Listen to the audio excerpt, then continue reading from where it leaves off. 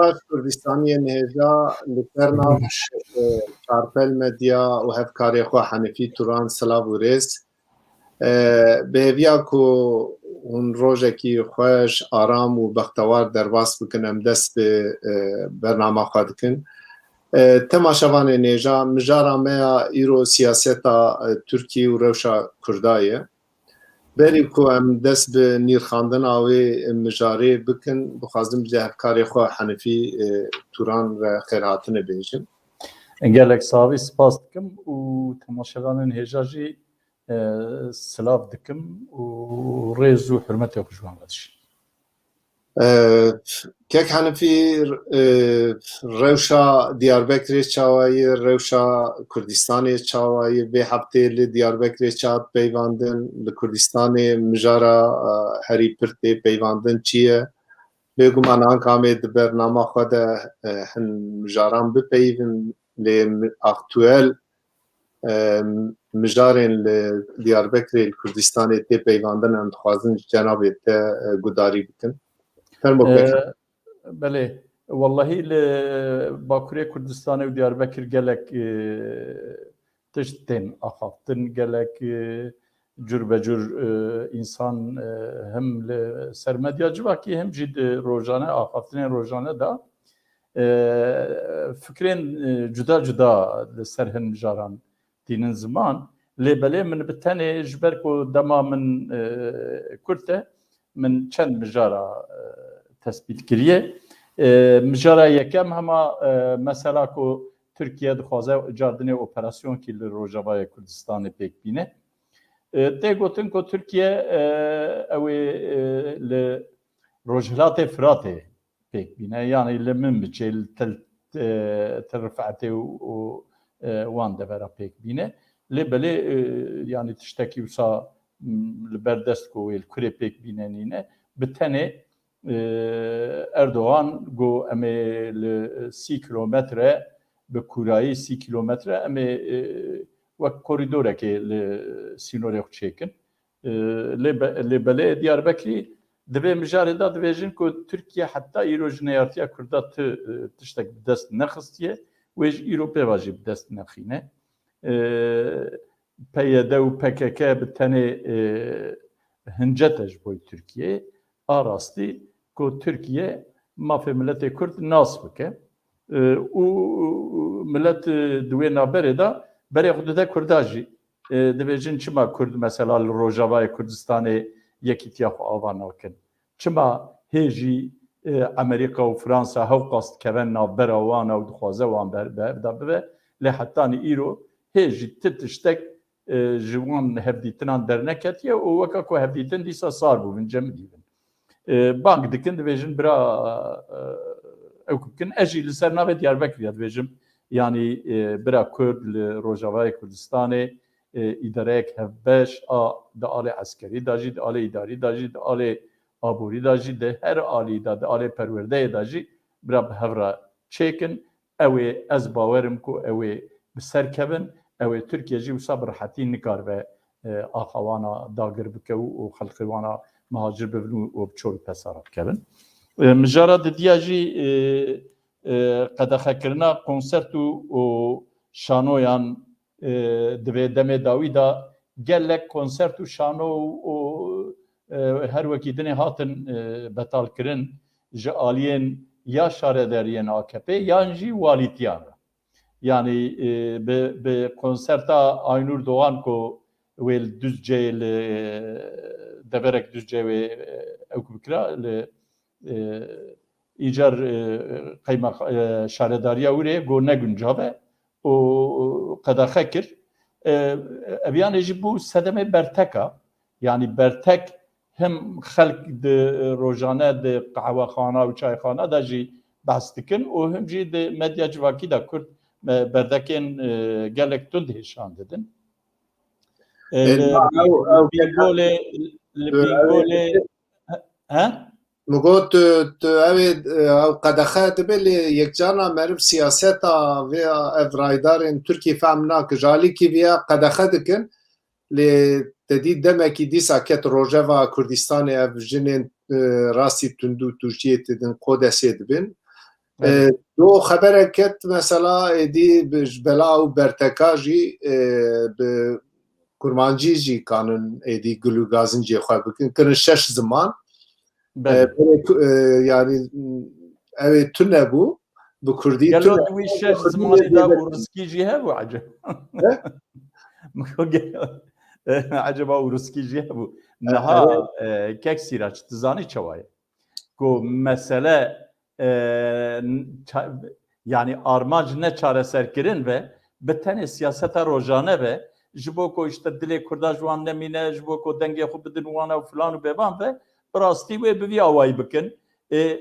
le düzce qadaxe kirin le bingole Metin Kemal Kahraman le bingole bu muşe bu barkel bingole bu le weleji qadaxe kirin mem arat le Bursa'ya qadaxe kirin konserte Türkan jî eko muhalife AKP'ye konsere wan jî li wek cîkî wek em bêjin Ispartayê filan li wan dera jî konsert hatin iptal kirin. Wisa xwaneyê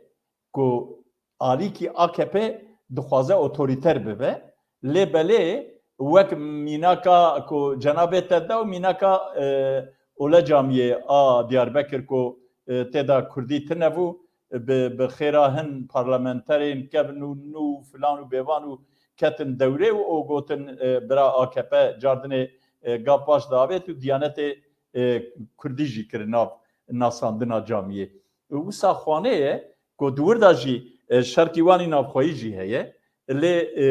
Diyarbekirî bi rastî divê meselê da tengezarin û tengezariya xwe bi dengekî bilind tînin ziman dibêjin eviya binpêkirina mafê mirovan e eviyanên nîjadperestî ya müzik jî mümkün e ku müzik jî were qedexe kirin yanî ziman qedexe dikin müzik qedexe dikin ev bi rastî nayê qebûl kirin. Rica mijara sisiya jî ez hema wisa zû zûka derbas bim çünkü dem pir zû derbas dibe Kılıçdaroğlu û tevî 248 serokşaredarên CHP li Wanê çalıştayekê çêdikin sê roj wê dewam bike îro jî çalıştaya wan dewam e Kılıçdaroğlu û wana tevî Ekrem İmamoğlu û filan û bêvan temamê serokşaredarên wana temamê wan şaredarên bajarê mezin tev hatin wisa xwaneyê Kılıçdaroğlu dixwaze ku bi Kurdara qaşo lehev bê lê berê lehevhatinek çawa lehevhatinek ku tişkî nedin tiştkî berbiçav tineye têda bi tenê wek ku min ji hevalên pakê bihîst ku wexta pak çû bi CHP ra li Enqerê hevdîtin kir ji wan re dibên wela em şert û mercên îro ê Tirkiye û ê partiya me ne guncav ku em tiştê ku divên em qebûl bikin em zimanê Kurdî zimanê perwerde û filan û bêvan em qebûl bikin lê belê em dikarin şert û mercên wextan bibin îxtidar şert û mercên ku hûn dikaribin van meselê xwe bînin ziman em ê çê bikin eviyanê jî bi tenê birayê ezîz eviya xapandin e û Diyarbekirî jî bi rastî hinek jê dibêjin hinek Diyarbekirî dibên hema bira Erdogan here kî tê bira were lê belê hinek jê dibêjin wallah gere em nêm xapandin di hilbijartinên Stenbolê da me xapandin di paşiya paşî de 4-5 hevmele ji bo şûştina cenazeyan girtin û Ekrem İmamoğlu jî hat Diyarbekir ji me re wêneyê Mustafa Kemal Hanî posterî û yanî hediyeyê me kir ev tên xeberdan Diyarbekir Hanifî wexta me derbas ez ê hema di mijarên mane ez ê wana di ser de derbas bim ez ew nakim mijarek jê jî wêneyê Topal Osman walîtiya Diyarbekir û a Giresunê bi hev re ewkek çi bû navê wî Off Road wek festîvalekî pêk hanîn li Licê otoboza ku a walîtiya Giresunê bû a fermî li serê wêneyê Topal Osman bi sîleh û nivîs jî divê Giresunê terawe dikin besî wene ev nîjadperestîkî mezin e yekî weka Topal Osman ku qatilê Kurda ye li Qoçgiriyê û ê Rûmayê îro werin weynên li wir ew bikin ev yanê provokasyon e bi rastî yani Kürt dibêjin ev ya provokasyona o nayê qebûl kirin. Mijara paşî jî weke tê zanîn malbata Şêx Saîd û Baroya Amedê bi hev re ji bo ku mezarê Şêx Saîd cîwî bê destnîşan kirin dawekî vekirin ew doza wan hat qebûl kirin û o mehkeme ji Wezareta Hundirên ew xwest divê meselê da. Yani wek ku ji mehkemê ra bersîva mehkemê bide û mehek molet da Wezareta Hundirên Diyarbekirê dibêjin ne tenê mezarê Şêx Saîd mezarê gelek hêjayiyên me Kurda ciyê wan nekifşe divê ku Tirkiye ewlê lêborîn jê Kurda bixwaze û ciyê mezargehê wan jî destnîşan bike. Ez naxwazim dirêj bikim. Spas ji bo vê derfeta ku te ew kir û spas ji bo temaşevanên hêja. Kek henevî gelek spas ji bo ev nîrxandinê tê hêja. Ji hevalê re jî rica bikim bira mîvanê me bînin ekranê. Temaşevanên hêja îro sê mîvanê me hêja heye lê niha du mîvanê me amade ne. Ez ê ji rêzê wan bidim naskirin mîvanê me yekemîn cîgirê serokê giştiyê PSK rêzdar Hesen Daqtekîn e. Kek Hesen tu bi xêr hatiyî? Nava xêrê da bê spas dikim gelek iştera ji Çarpelmedê ve Mîvanê me din rêzdar Baran Bostan e. Rêzdar Baran Bostan derdevkê TDK tevgerê ye. Tu bi xêr hatî kek Baran? Xêrandar be, silav û rêz ji bo hemê mêvanan û ketkarên Medya TV bi xêr xweşî bin. Wê Çarpelmedê. Hûn her du jî bi xêr hatin keko. Mîvanê me sêyemîn endamê Meclîsa Pakê Rêzdar Mehmet Ermiş e. Bawer dikim problemek wî teknîkî çêbûyî bîstek din ew ê jî beşdarî bernama me bibe. Ama ez dest bi bernama xwe bikim. Ji kek Baran ez dest pê bikim. Di eslê xwe de sê mîvanê me jî ji du mîvanê me ji Kurdistanê, mîvanekî me jî ji Tirkiyê beşdar dibû. Du Kurdistanî di stûdyê de ye em xweşin îro bi wan re vê mijarê binirxînin. Way mîvanê me sêyemîn jî hat kek Mehmet Ermiş jî hat. Kek Mehmet dengê me tê te? Belê emizî tê mi? Belê dengê te jî tê kek Mehmet.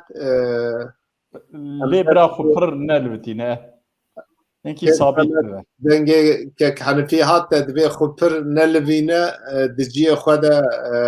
Telefona xwe bira sabît bike. sabît. Bira telefonê sabît bike. Tamam. Baş. Na hinekî xubît deyne ortaya wisa. Tamam ev ê anka hevalê re jî alaqedar dikim dest bi bernama xwe bikin. Ez ê ji kek Baran em ê dest bi nîrxandina rojeveyê bikin. Mijara me siyaseta Tirkiyê û rewşa Kurdayî. Kek Baran cenabê te jî dişopîne. Siyaseta Tirkiyê ji alî me Kurdistaniyan rastî û realî tek heye. Siyaseta Tirkiyê ya dagirker ya êrişkar nehatî guhertin. Em zanin kek Baran cenabê te li evê dimîne, li Ewropayê dimîne. Ew siyaseta Tirkiyê ya êrişkar ya dagirker li alîkî lê ev çend salên ya jî demên vê taliyê Devleta Tirkiye ji bo ewlekariya Ewropî jî bûye xeterekî mezin. Komara Tirkiye raydarên wê êdî rêzê li hiqûq û serweriya Ewropiya jî nîşan nadin. Di her firsetî de tedaxulî karê wan dikin, êrişî wan dikin. Mînaka herî balkêş ya vê taliyê اختوال مروفکاره بیجه جبو سوید و فینلاندیا توی ناتوی نبه گوتن نمایی سوشداری نمایی وان دولتان نار کرد جنابی تل اوروپا دیمینه گلو ترکیه دخوازه چی بکه و اف سیاستا جبه سیاستا خواه ایرشکار و سینور نناسکرن ده مثلا کرده ده گلو کاره ترکیه کاره بگه آرمانجا خواه که باران gelek svar û slavûres ji bo persentejê gelek spas. Niha Tirkiye yani ji çêbûna xwe ve kodê çêbûna xwe duwarê Kurda da li ser tenebûniya milletê Kurd û hindikayiyên dinên ku li vê bin destê wan da dijî li ser wan avabiye. Yani ew kodê dewletê ji çêbûnê heya niha li ser tenebûniya wan ayî, li ser asîmîlekirina wan ayî, li ser hundakirina wan ayî avabiye. Bêguman ev aliyedinê da jî Tirkiye wek ciyekî wiha balkêj û stratejîk da bicîbiye ku zû bi zû ti dewletê bihêziyê dinyayê Tirkiye ji çav naxin. Ji bo heya karibin bin bandora xwe li aliyê xwe dixwazin bidinîştin. Tirkiye jî li gorê wê keyf û fesalê xwe gelek cara baş datîne ortê. Çawa keysa wê tê û projeyê xwe yê pêşerojê da çi dixwaze bifikre li gorê wê keyf fesala xwe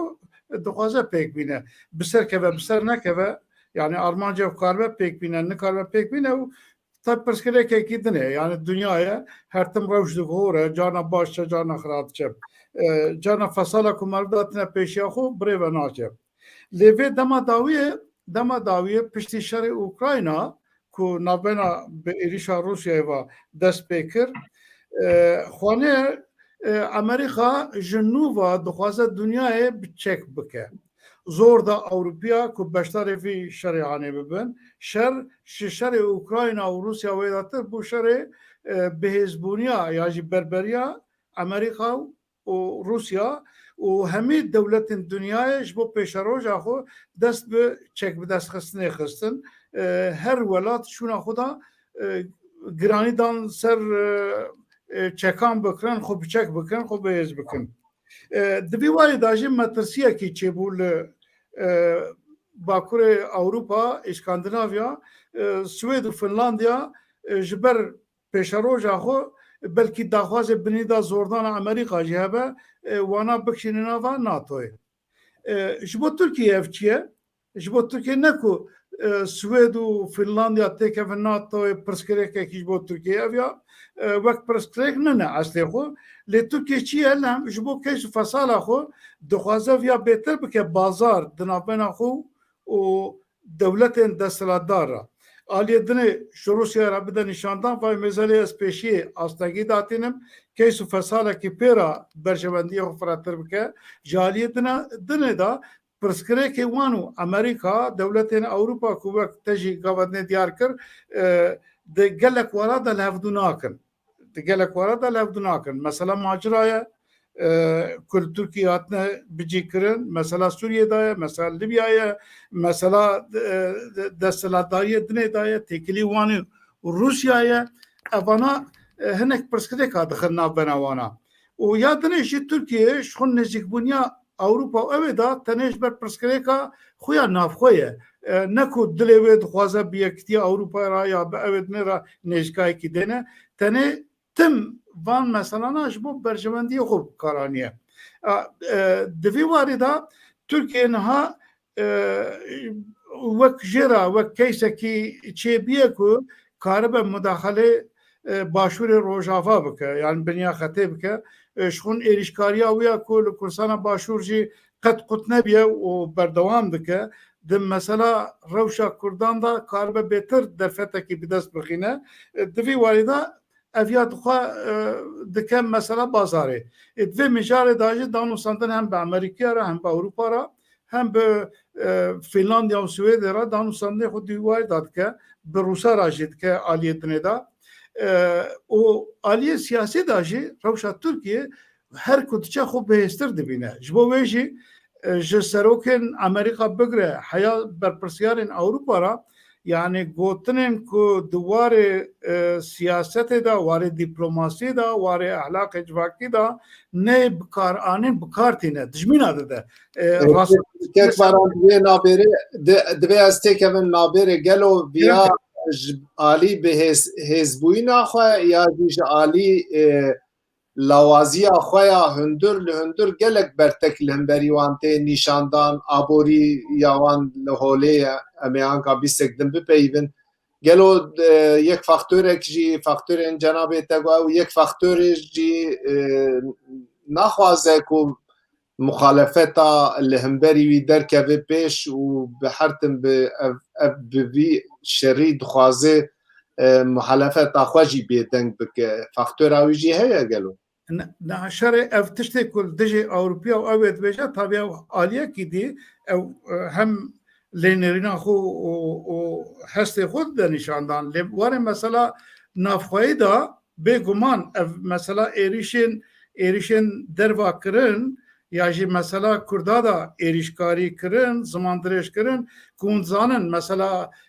Türkiye wextê mesela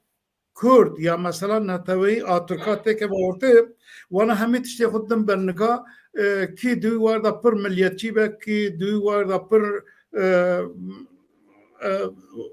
welata gotina welat û nijadperestiya xwe bide pêş ew bi ser dikeve polîtikayê da. Bêguman polîtika wan a hundir da ihtiyaciya Tirkiye heye ku ciyekî serê xwe kevrekê xe ya bi Yunan ra ya mesela Kurda da ya mesela Sûriyê da ihtiyacı heye ku ji bo hilbijartinên pêşiya xwe ciyê xwe garantî bike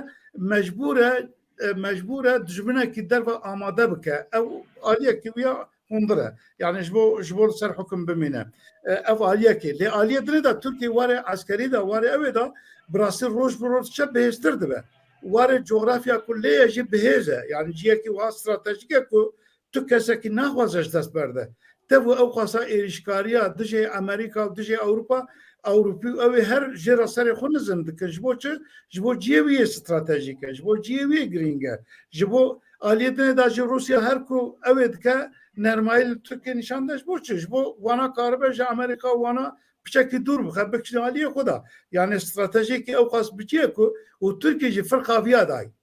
avakirina xwe da heyan û hat di firqaviya daye her keysekî tê dixebitîne viya Baran em kevanekî bavên hele mêzekin kek Hesenê çi bêje em ê bi te berdewam bikin fermo kek Henefî Silav kek Hesen wek ku cenabê te jî baş dizane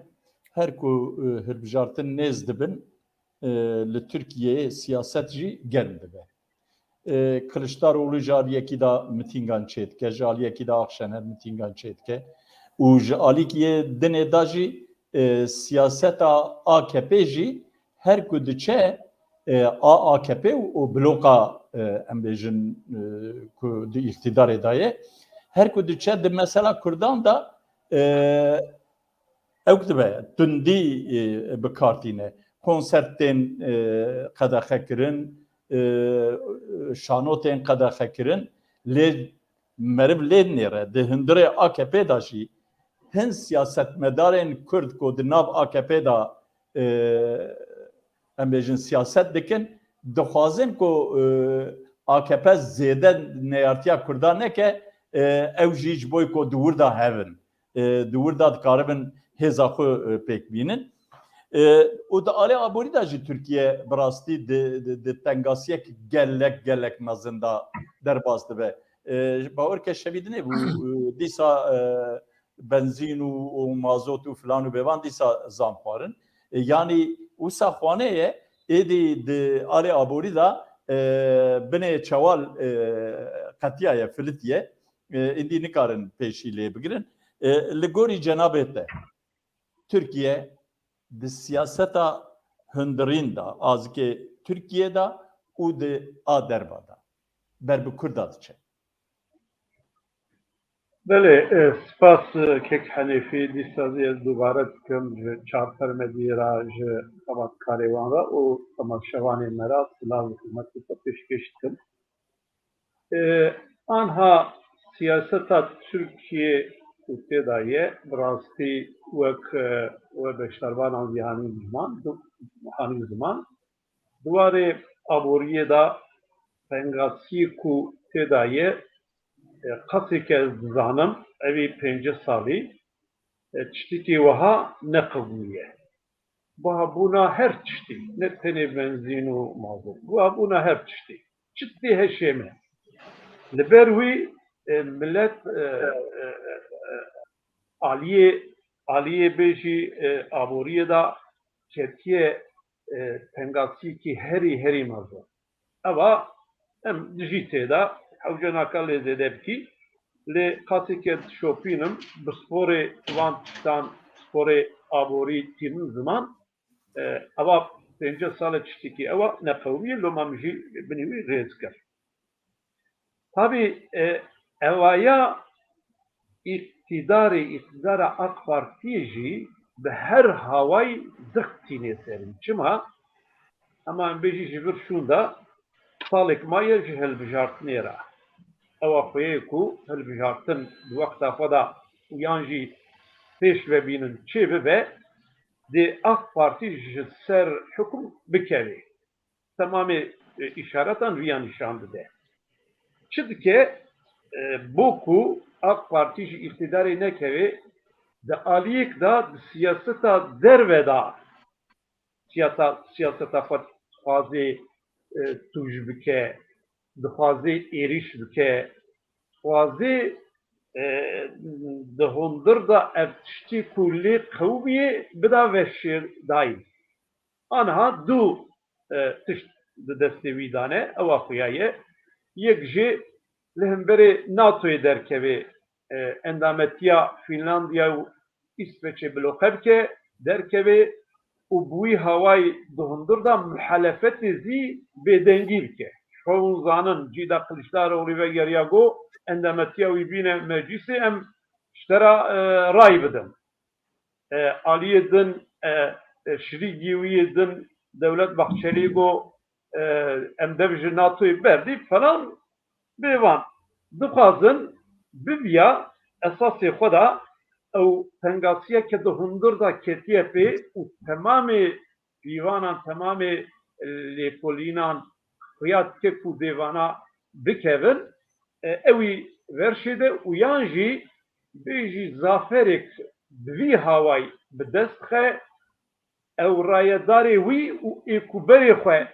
jê veqetandine dîsa zî bikişîne aliyê xwe bi hawêk dernekeve kazanç nekezî bibe partiya yekemîn di parlamentoyê da û pêşe rojê da tiştan biloqe bike. Ev yê di duan jî û zanin van rojê dawî heman demê da bi endametiya Swedê û Finlandiyê mesela Rojavayê xist evkê Rojavê bo ez ê êrişê wê bikim 30 kilometre li wê evê biçêkim. Li wê bêjî bijin çe koridora ewlekariyek ez çêkim. Esasê xwe da ev ya jî du sebebî wî heye em zanî Kurd li çê derê dibe bila bibe bo ku negîn mafê xwe xodê dewletê Tirkiye nahatiye gorandin li hemberê wî evê derkeve. Erdogan jî têda wekû zanin em bînî bîra xwe bînî bîra raya giştî jî Erdogan got ew wexta li başûr Kurdistana başûr ew gohradin çêbûn ew destkeft hatin Rojavê Tirkiye xeletî kir û wan bi dest xiste îro hatin vê merhelê lê em ê li Rojava vê firsetê nedin. Ev tişt hemî ewin yek jêbiya yê di duanzî evan rojan bo ku xiste Rojavê dîsa viya jê ra wek li hemberê NATO derkevê endametiya Swedê û Finlandiyê derkevê ev yazî tiştek bika ku hem muhelefet li hemberê wî dernekevin li wê bên rêzê û hem jî bêjî di wê warî da zî karibe zaferek bi dest xe li hundir ew pengasiya xwe piçkî bida ji bîr kirin û der û dora xwe dîsa zî rayedaran bicivînê û bi serkevê nikaribe serkeve jî wek min got bibe partiyekî yekemîn li parlamentoyê da ku her tiştan bikarbe bloka bike. Yek Hasan Manzara kim Yek zedeviye. Naberê kevin niha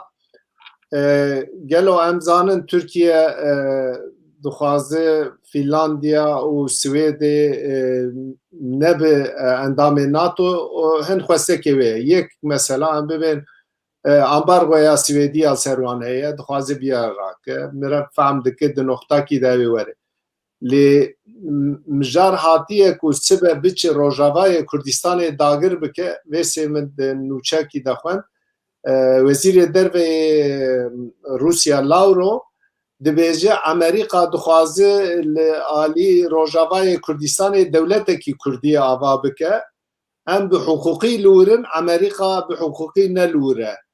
û em zanin ku Tirkiye wexta 30 kilometre bixwaze korîdorek ewlekariyê ava bike gelo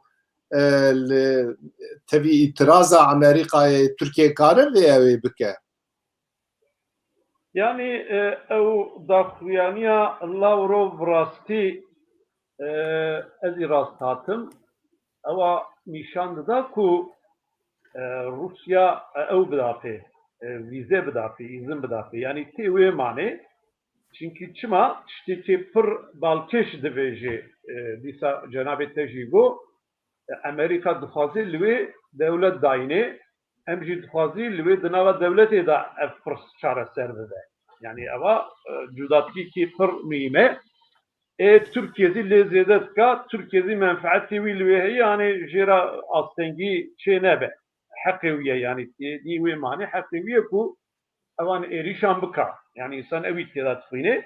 Bi rastî eva talihsiz tiştekî eger Rus dîsa zî alîkarî bidin Türkiye korîdora bêjî ezmanan boy tiyaran û falan û bêvanan vekin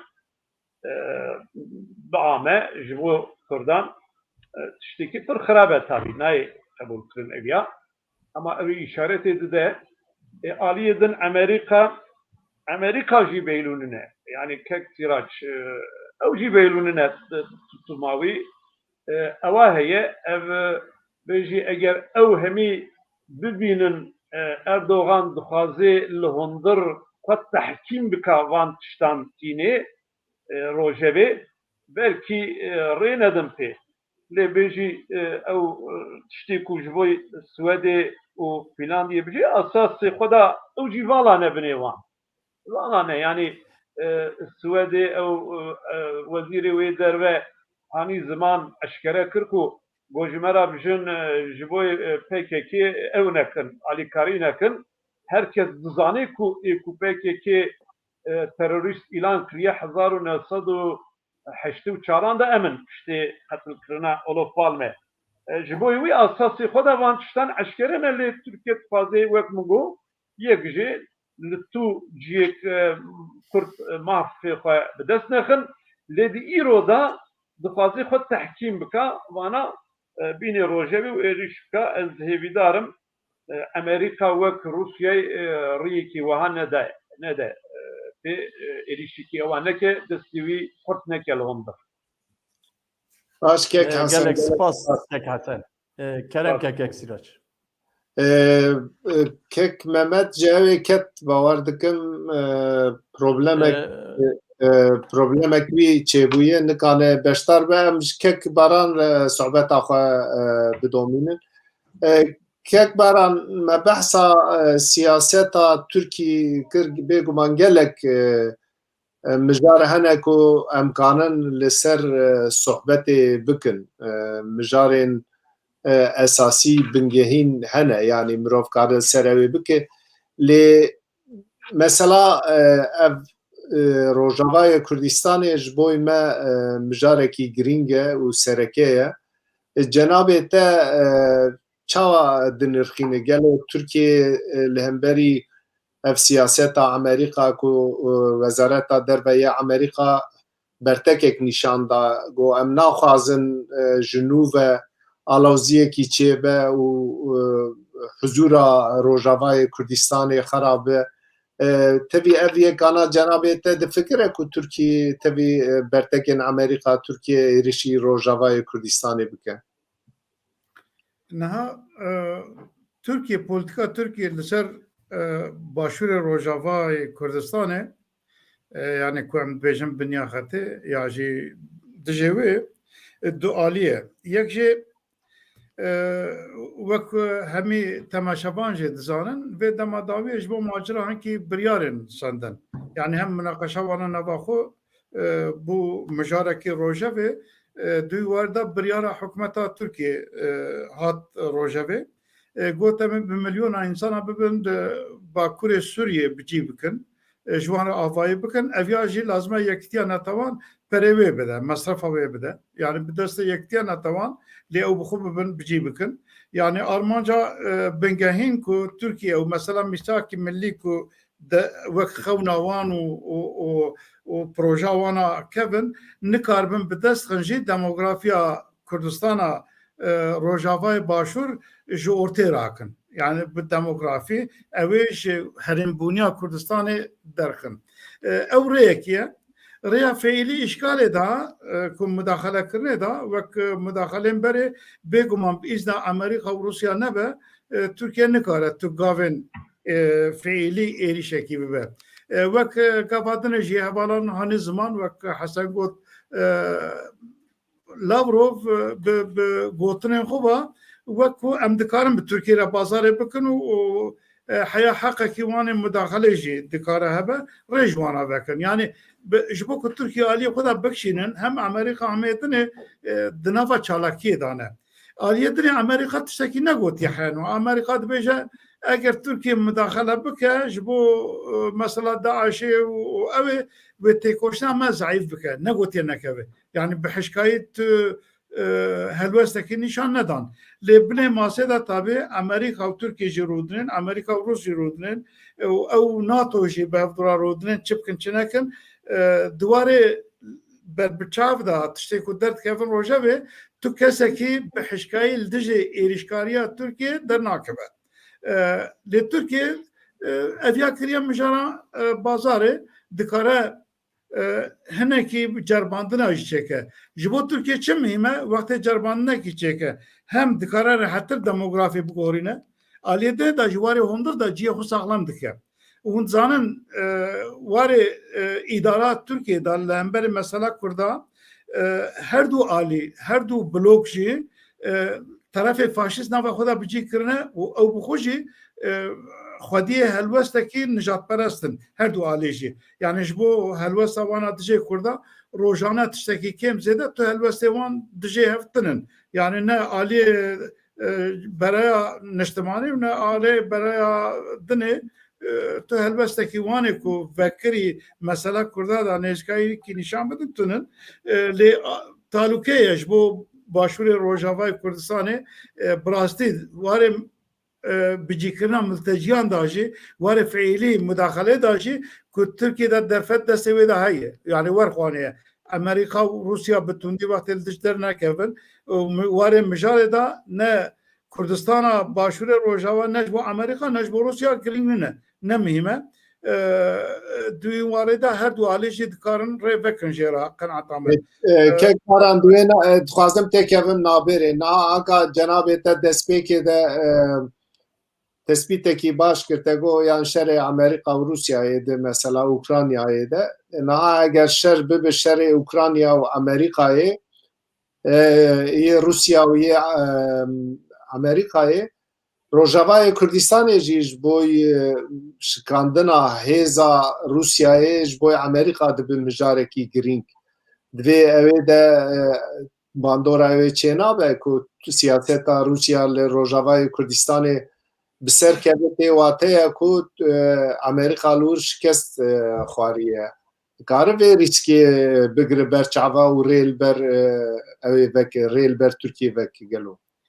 Niha Türkiye serîda dibêje tew müdaxela Sûriye dike jî destpêkê de heya niha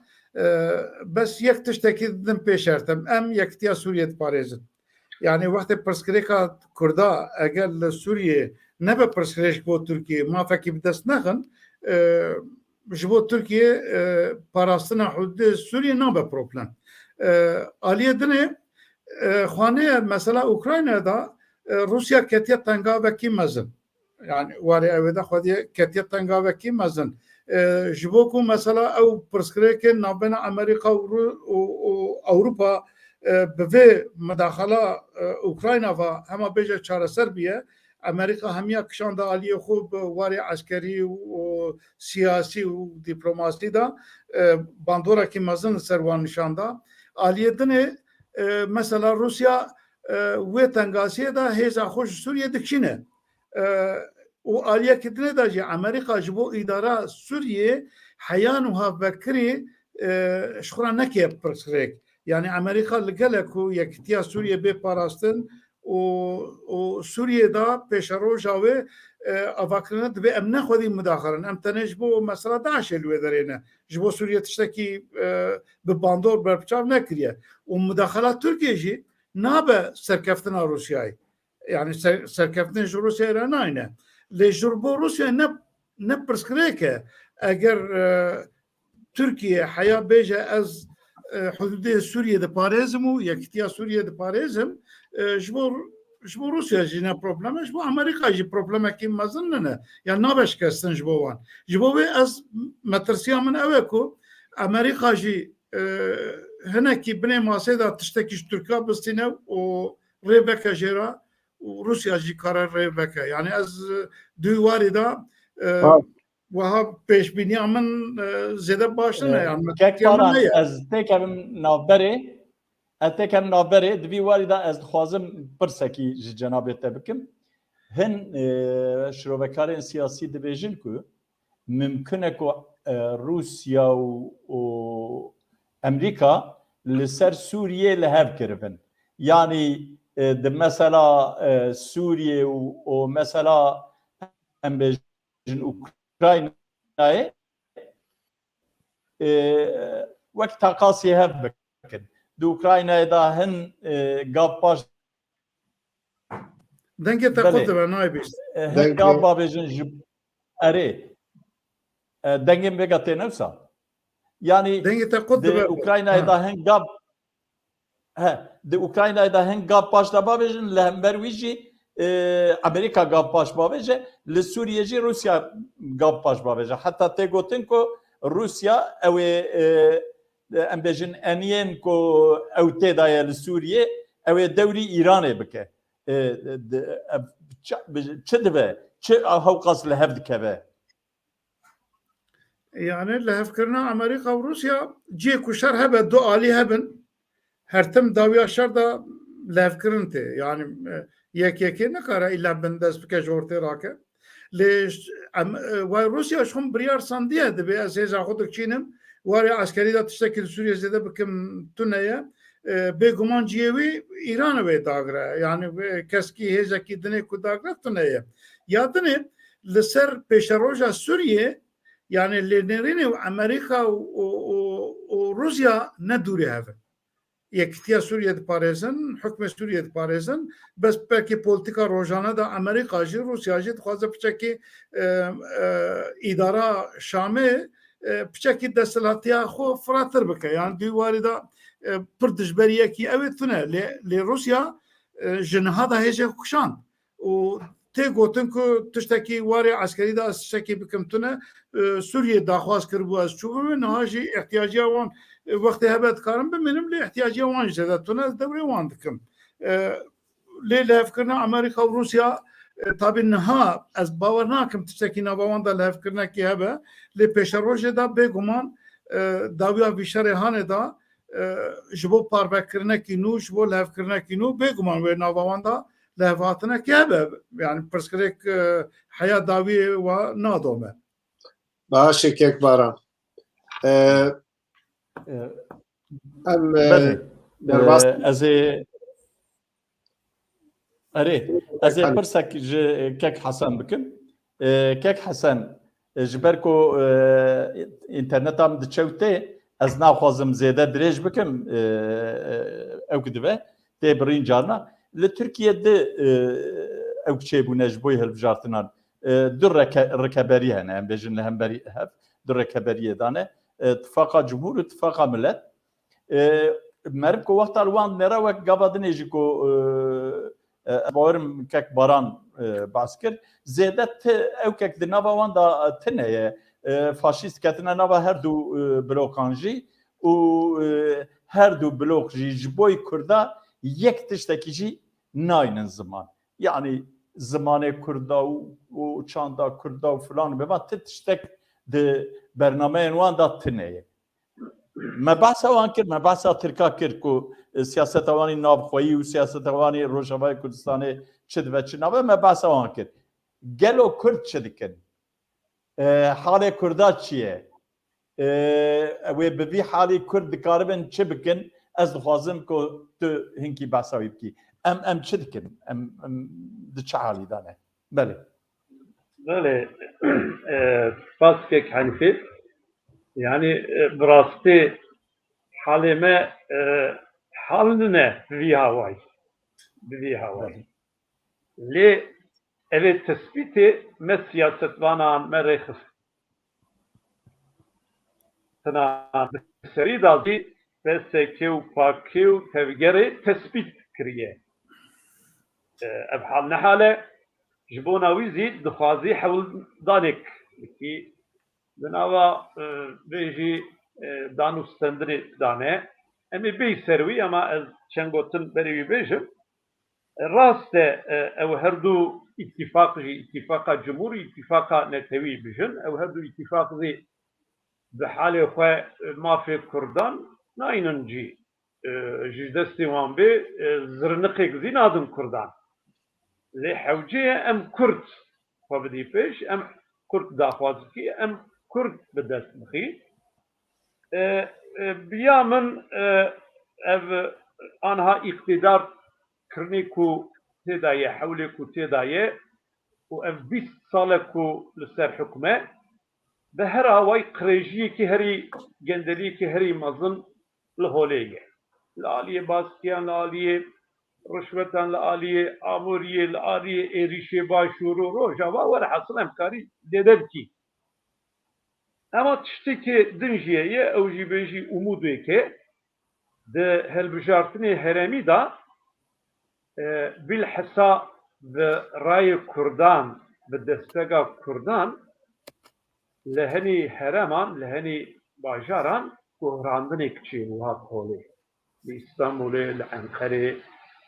لأنطاليا والحص أدانة مرسينة يعني أبي عشكرة بونكو بدستگاه کردان هات روجبی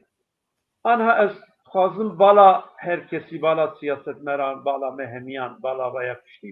kişinin serviyan carna tu guhrandını ava çeki bidi deste milletli hayb bozi gave ki başı gave ki piroze o da psikolojiye da te gotin farkındalık yaratmak yani bila hayvan kuvvet tamam be vision em iktidarı ki vaha 20 salı gendeliği ki vaha kreşi ki vaha şerri ki vaha bicitini ahmevi gevran. Ama bu kadar ji gavi ki baamen şahsi kanaat amen gavi ki piroze. Jibonavi gere em vaya bohoni baamen. Ama raste vek bim seri beji nuans farkane ama dibingihiya xda her du alî jî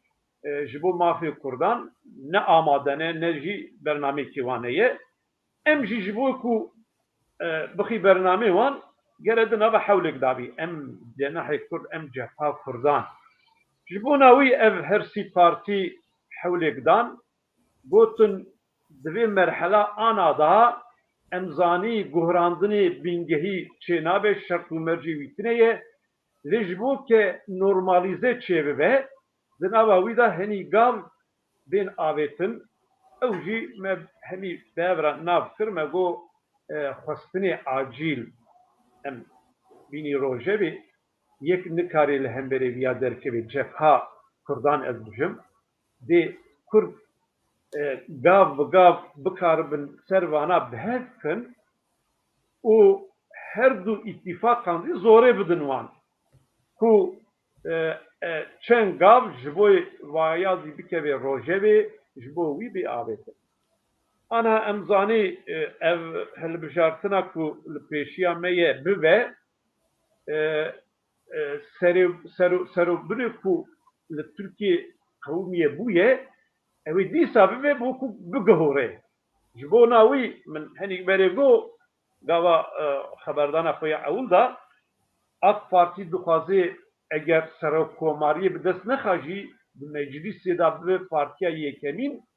gohrandinê dinî çêneker. Ew çi ye? Bêjî ev ji 12 îlonê heya niha û çêbû bêjin zî di hikum da ye kanûna esasî bê rojevê bê gohrandin. Me eleqedar dike me Kurdan. Ba min me eleqedar dike. Ev tespîtê ku me kirine ji bo xwestinê me acîl henîk ji wan rê bida pê kanûna esasî bo ku bicîvê henîk ji wan têda cî bigirê ew ê dîsa zî ji bo me Kurdan em jî karî bigihorînî em jî karî tesîr bikî gava em quwetê xwe bikî yek dêbê holê eva zî ba min destkeftînekê di gava ewl da baş e. Em Kurd em ê karbî vîya çêkî kek Henîfî ew sual pir mihîm e. Niyete şert û mercin û ji tereke bêjim yek têkiliya xwe nexapê bo ku Kurd nên berhev ew jî heye. Evan hemî tiştan bi hev re ez dibêjim.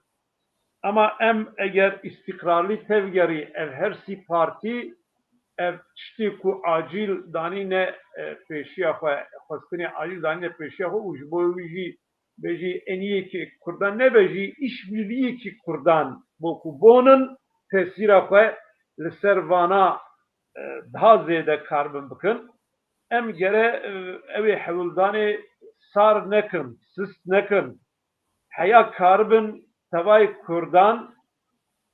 di navayê da yani bidî qebûl kirin em ewa bêjî. Ew hemî ser vîya bên berhev bi hawêk û em tesîra xwe li ser bêjî tevayê Tirkiye, demokratê Tirkiye ku gohrandinê dixwaze lê gohrandinekê bêjî evan acîl taleban jî di navayê da cî bigirin dixwazin em tesîrekê baş ji bo ku ser wan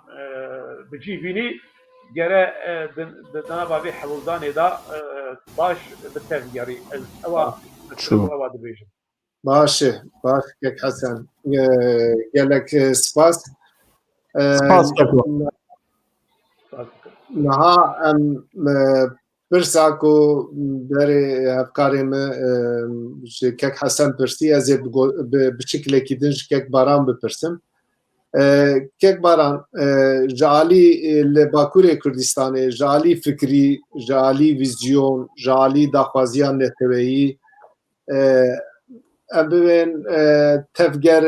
PSK'yê pak hewldanên wan, sekna wan ya jî gelek girêdayî wan gelek partiyên Kurdistanî yê din jî hene şexs hene. Hêjayî textîrê ye ev sekna we di her bûyerê de reaksyonek we heye, her bûyerê de belavokek we heye hûn yani xebatên hêja dikin. Lê tiştek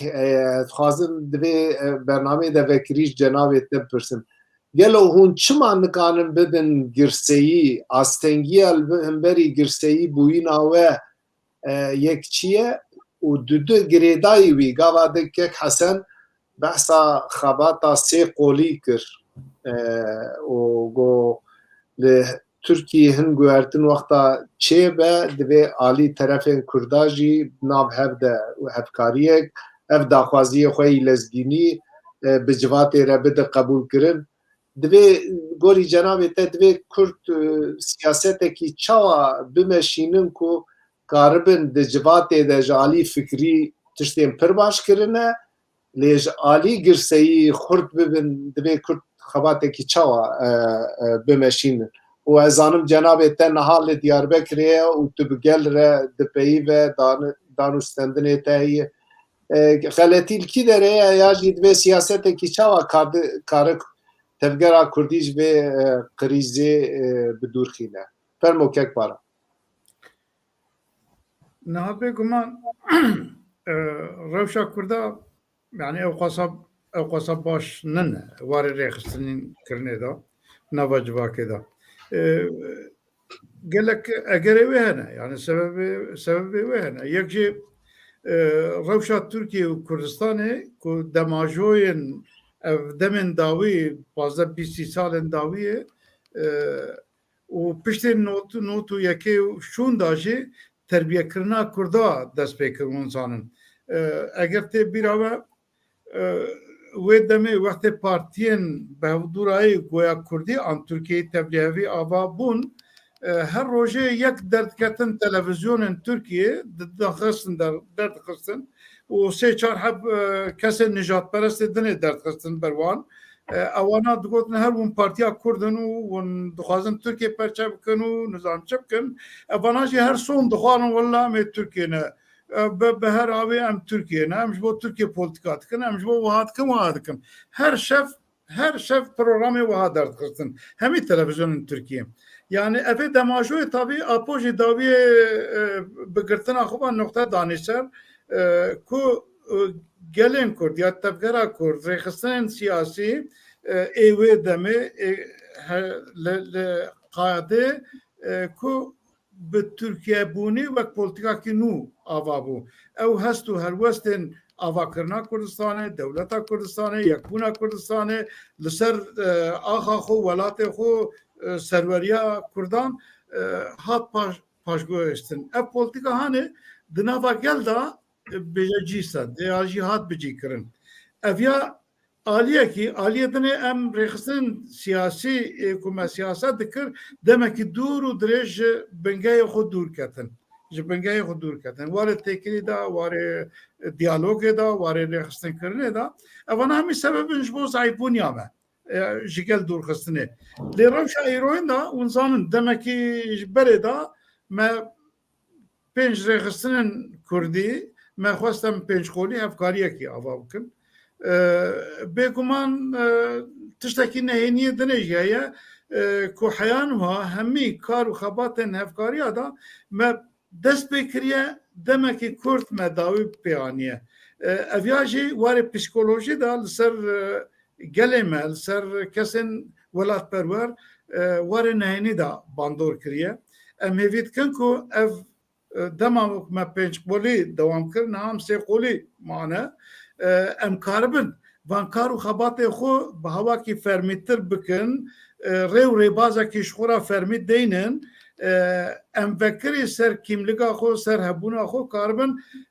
bi diyalogê deynin bi aliyê Tirka ra jî aliyê Kurda wekî dinê ra jî em karibin aktiftir kar bikin. Ya di duwa em rêxistinên Kurdistanê pêwîst e ku kar û barên xwe rojane da giranî bidin ser karên hevbeş. Heyan wiha ev vingekî li paş dimîne em nava xwe de gerek hewl bidin li ser bûyer û kiryarên rojane an polîtikayê da giranî bidin ser kiryarên hevbeş, beyanên hevbeş, xebatên hevbeş, pratika hevbeş ku hevbeşiyê, hevkariyê karibin têxin pêş piçekî baweriya xelk û ew ê bi xwe bînin û bawerî û hestên netewî nava gel da xurtir bikin. Di vî warê de xwaniye biya min em dibînin em zayîf tevdigerin.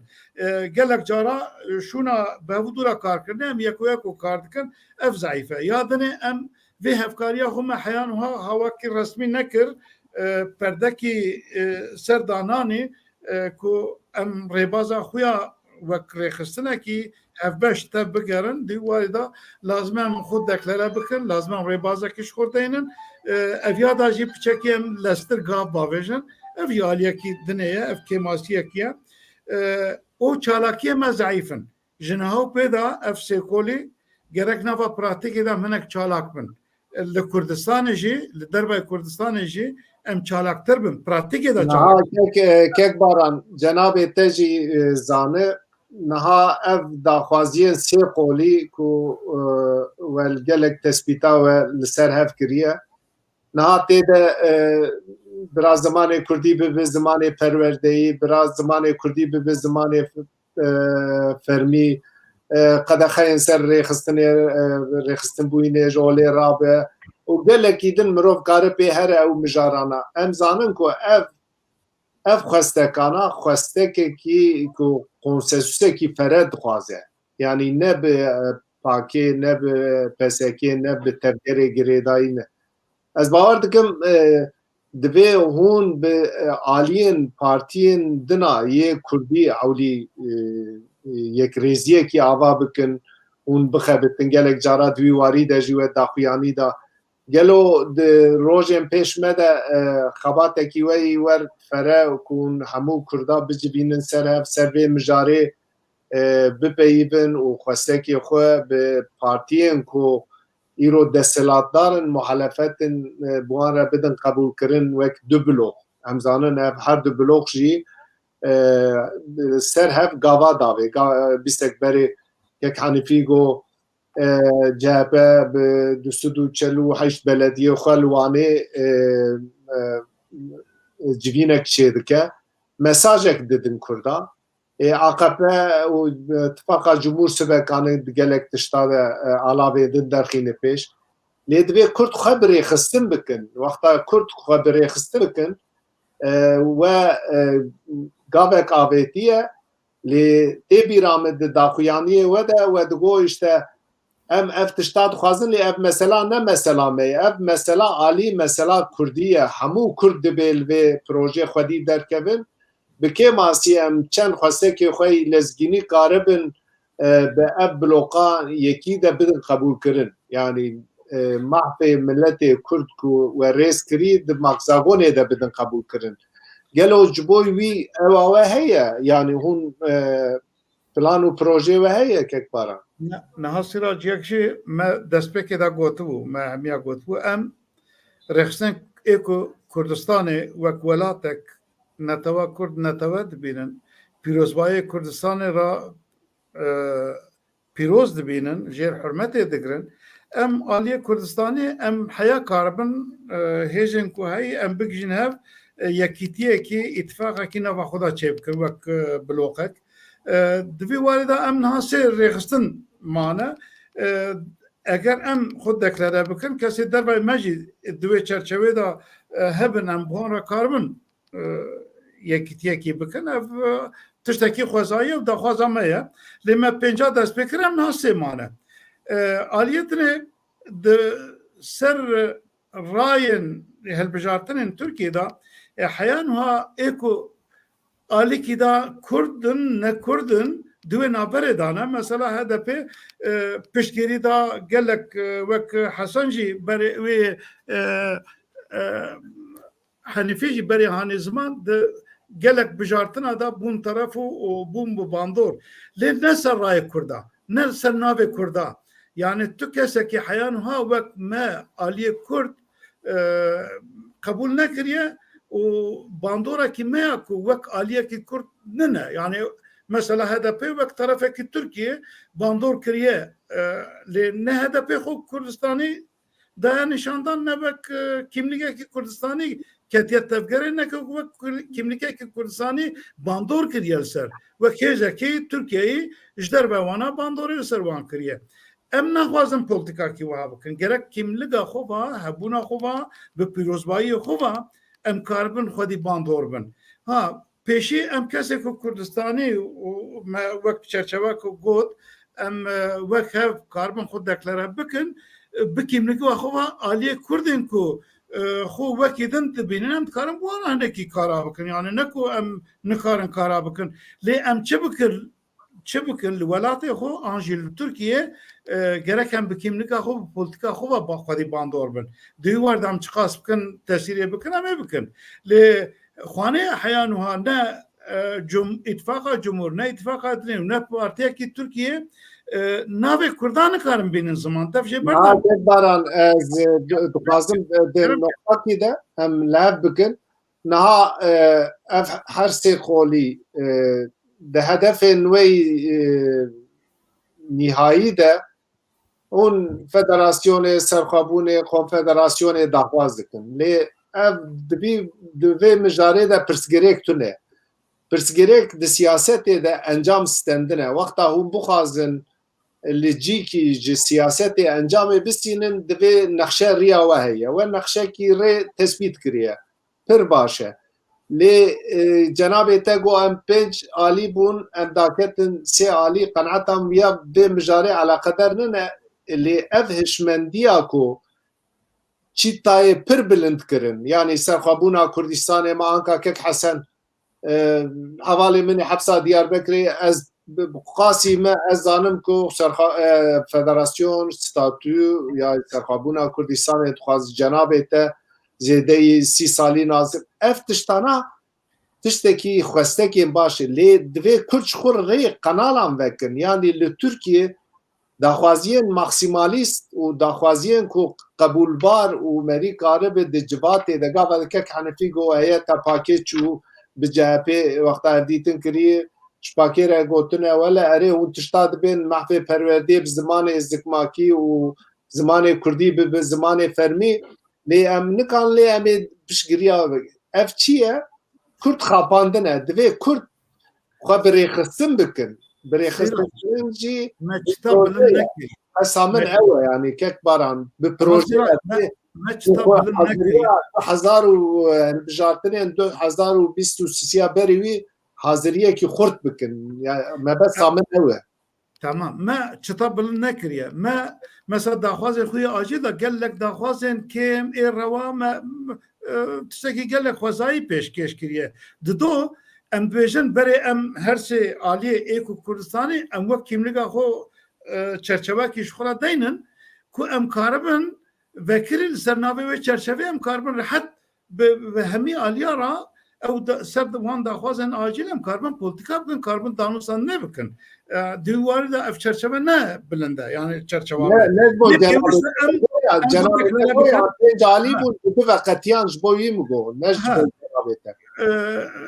yani em lazim xwe deklare bikin çerçevekî ji xwe re deynin ku em karibin bin wê çerçevê de bi aliyê Kurd ê dinê ra jî û aliyê Tirka ra jî em rehet danûsandinê bikin bibin xwedî bandor û bêguman çalakiyê xwe lazim em nav xelkê de zêde bikin em xwe birêxistin bikin yani rêxistina xwe ya hevbeş em xurt bikin evê hevkariya ku em dikin em lazim e nava gel da xwe geş bikin ew mîme kerem ke Henefî kek barantin hatî Bakurê Kurdistanê te hinkî rewşa Bakurê Kurdistanê dît biya te ev xebata sêkolî û bi taybet xebata daxwazên acîl yani ez her diya ji hev cuda dikim li ba min cuda ne hûn ê dikaribin bi serkevin keko wextê ev hest û hestê me hene em li gorê wan hestê xwe bi helwest jî tev bigerin çima min karim serkevin em serkevin û wextê em bawer nekin em serkevin çima min siyasetê dikin kek baran hele bêzekê kek Hesen çi dibêje divê mijarê de kek Hesen em te gudarî bikin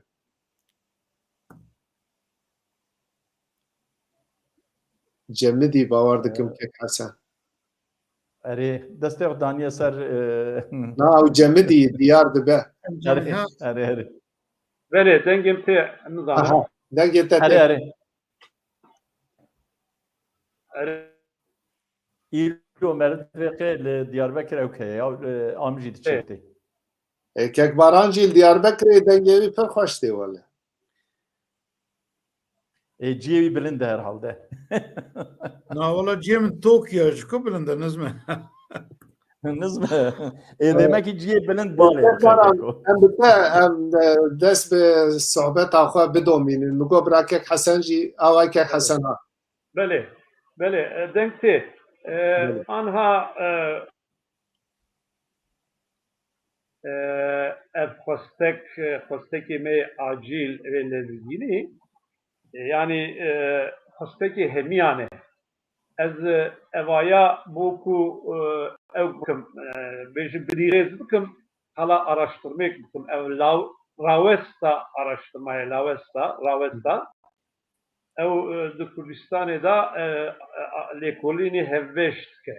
vê داوی دو سه راپۆرێ وان دەرکەت دەبێژی و یەک ژێ di Kurdistanê da nava ciwanan û nava miletê da her çi qas bi zimanê Kurdî axaptin kêm bûye jî milliyetçî û grêdayî bilind bûye.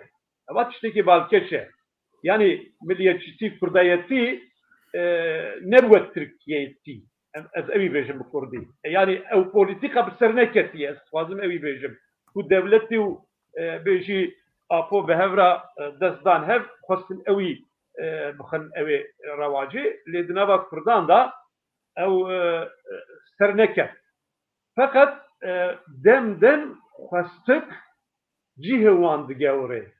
Tê çi manê? Mesela anha buhabûnî, şer, pevçûn, baskî ji îş avêtin ketiye pêş. Ji bo wî jî dixwazin ev îqtîdarê bigorînin ku bên bigirin. Yani millet civat, genç, ciwan ev kes. Di nava Kurdan da jî ya ewa ye. Tiştekî din jî mühim ev xwestina ziman di nava tevayê Kurdan da. Yani milliyetçî Kurdan, demokratê Kurdan, Müslümanê Kurdan, civata Kurdan rengo ye. Hemiyan başat xwestike. Ji bo wî jî me hersî rêxistin evan xwestinê lezgînî baş tespît kiriye. û hevkariyê, karê hevkariyê ye. Em hanê bi Tirkî bijin dört başî mamûr eniyek anha da nayîne. Yani hewcê em dora viya carê bonî civatê temsilciyê wan rêxistinê wan partiyê wan eger em bikarbî dora van xwestikan bicivînî eva bi dest xî ji bo statûyekê ku em hemî dixwazî viya ji bo wî jî eva 50 sal di nava hewildanê û tekoçînê dane elbet eniyek lazim e elbet işterak ebijim gavê dabiyûm lazim e elbet di Tirkiyeyê gohrandina ku evana bên rojevê tu karbî ser wî bi axivî projan dayînê ortê milletê ser wî îxna bikî û Tirkiye zî zor bidî pê bi riya demokratîk bûyînê karbî gohrandinê çêkî. Ji bo wî hani ez dixwazim bên viya eger em evê xwestinê çawa bi lêkolînan hatiye tespît kirin xwestinê hemiyan e û me bi lezgînî haniye rojevê karbî wan bihonî servaya yekî dûr nexî û xwe ser Tirkiye zî ferz bikî partiyê Tirkiye zî ferz bikî li ser wî em xwe ser van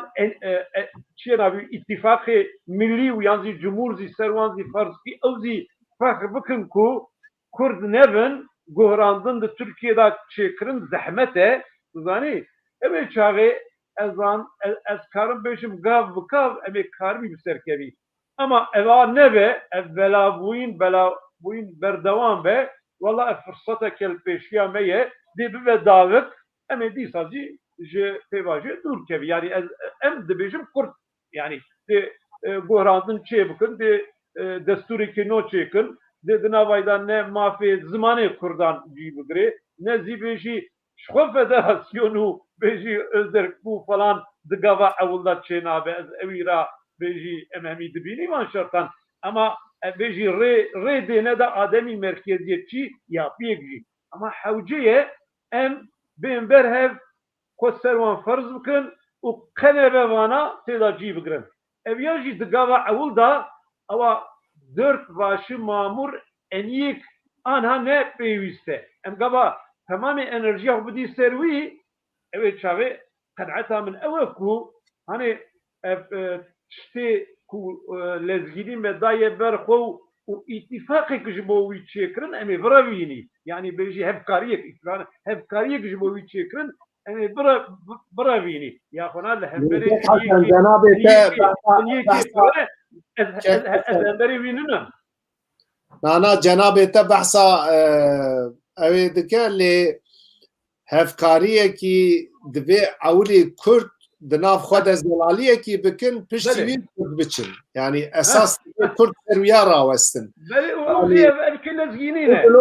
Du blok heye